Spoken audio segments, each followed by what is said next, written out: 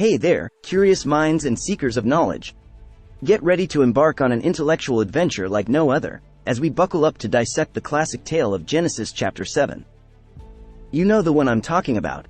The legendary story featuring Noah's Ark and the unforgettable flood. But here's the twist. You can leave your raincoat and animal wrangling skills at the door, because we're not setting sail or herding animals here.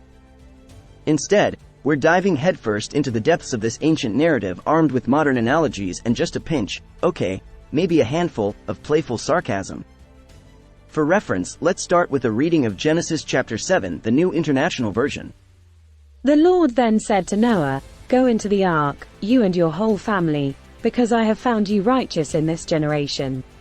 Take with you 7 pairs of every kind of clean animal, a male and its mate, and 1 pair of every kind of unclean animal, a male and its mate, and also 7 pairs of every kind of bird, male and female, to keep their various kinds alive throughout the earth. 7 days from now I will send rain on the earth for 40 days and 40 nights, and I will wipe from the face of the earth every living creature I have made." And Noah did all that the Lord commanded him. Noah was 600 years old when the floodwaters came on the earth. And Noah and his sons and his wife and his sons' wives entered the ark to escape the waters of the flood.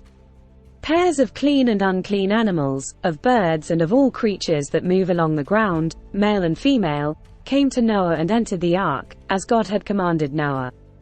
And after the 7 days the floodwaters came on the earth. In the 600th year of Noah's life, on the 17th day of the 2nd month, on that day all the springs of the great deep burst forth, and the floodgates of the heavens were opened. And rain fell on the earth 40 days and 40 nights. On that very day Noah and his sons, Shem, Ham and Japheth, together with his wife and the wives of his 3 sons, entered the ark. They had with them every wild animal according to its kind, all livestock according to their kinds, every creature that moves along the ground according to its kind, and every bird according to its kind, everything with wings. Pairs of all creatures that have the breath of life in them came to Noah and entered the ark. The animals going in were male and female of every living thing, as God had commanded Noah. Then the Lord shut him in. For 40 days the flood kept coming on the earth, and as the waters increased they lifted the ark high above the earth. The waters rose and increased greatly on the earth, and the ark floated on the surface of the water. They rose greatly on the earth, and all the high mountains under the entire heavens were covered. The waters rose and covered the mountains to a depth of more than 15 cubits. Every living thing that moved on land perished, birds, livestock, wild animals, all the creatures that swarm over the earth, and all mankind. Everything on dry land that had the breath of life in its nostrils died. Every living thing on the face of the earth was wiped out. People and animals and the creatures that move along the ground and the birds were wiped from the earth. Only Noah was left, and those with him in the ark. The waters flooded the earth for 150 days. This concludes the reading. Alright, let's set the scene. Imagine you're back in ancient times, and you stumble upon Genesis chapter 7, a story that could rival today's blockbuster disaster movies. It's got all the elements: divine intervention, a visionary builder, and even a lineup of eager passengers. Picture this. God takes center stage as the ultimate celestial weatherman, dropping hints about a major event. Meanwhile, Noah, our protagonist, becomes the ultimate architect, crafting a colossal ark. And as if that's not intriguing enough, the animals, like excited vacationers, are lining up to secure their spots on the ultimate cruise of a lifetime. So, fasten your seatbelts, because we're about to embark on a journey that marries ancient storytelling with a dash of modern cinematic drama. Picture this. God, the celestial maestro, steps into the shoes of our modern-day virtual assistants, morphing into a divine Siri. Just picture it. A cosmic notification pops up. "Hey Noah, heads up.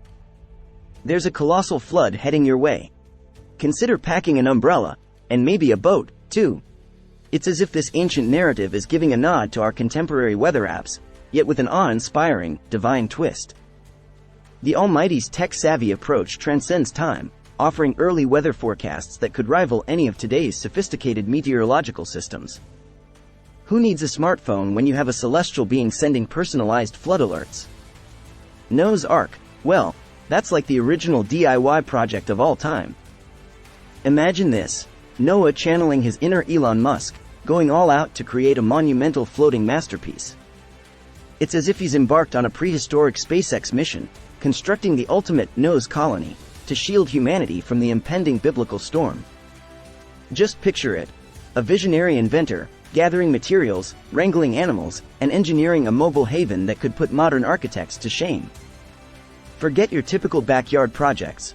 This is a colossal undertaking that fuses innovation with survival instinct, all wrapped up in a biblical narrative that defies the ages. Pairs of animals marching into the ark? Imagine it as the inaugural Noah's Ark Zoo. It's like the dawn of prehistoric animal exhibits, where Noah plays curator, gathering an incredible range of creatures to showcase. This wasn't just about animals boarding a boat. It was the earliest attempt at biodiversity preservation. Move over, modern conservationists. Noah was ahead of his time, showing that safeguarding our planet's rich tapestry of life is as old as, well, the Ark itself. This ancient menagerie was a living testament to the importance of maintaining balance and diversity in the animal kingdom.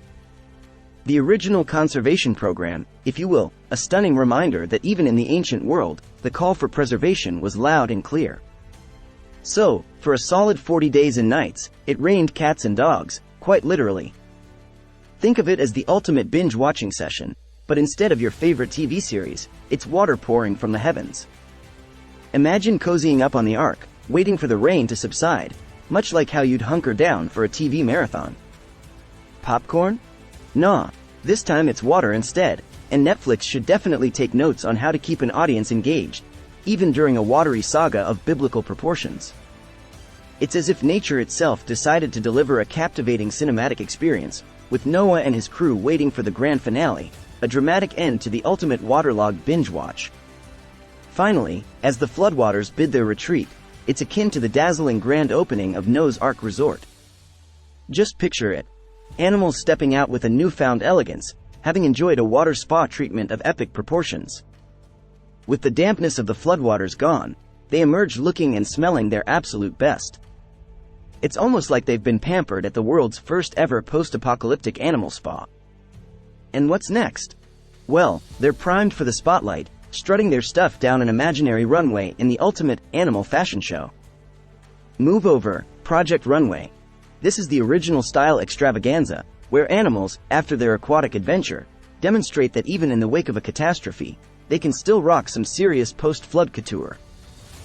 Let's wrap up with 3 captivating takeaways from Genesis chapter 7 verse 1. Preparedness. Noah emerges as the Og doomsday prepper, spotlighting the importance of readiness for life's curveballs. Who needs zombie apocalypses when you've got colossal floods, right? 2. Environmental stewardship. God presents Noah with a crash course in Saving the Planet 101. Move over, Greta Thunberg. Knows the pioneer eco-warrior, setting the bar for sustainable living. 3. Unity and resilience. The Ark becomes a microcosm of coexistence, showing that unity thrives even in the most dire circumstances. World leaders, consider this a masterclass in handling adversity. Alright, everyone, even though Genesis chapter 7 hails from ancient times, its endearing characters and lessons are as relevant as ever. Let's raise a metaphorical glass to Noah, the trailblazing sea captain of history, and give a round of applause to this unique tale that stood the test of time. Don't miss the chance to show some love. Hit that like button, subscribe for more thought-provoking biblical insights, and drop your thoughts in the comments below. Until our next adventure, keep seeking wisdom, embracing laughter, and sharing in the joy of revelation. Happy exploring!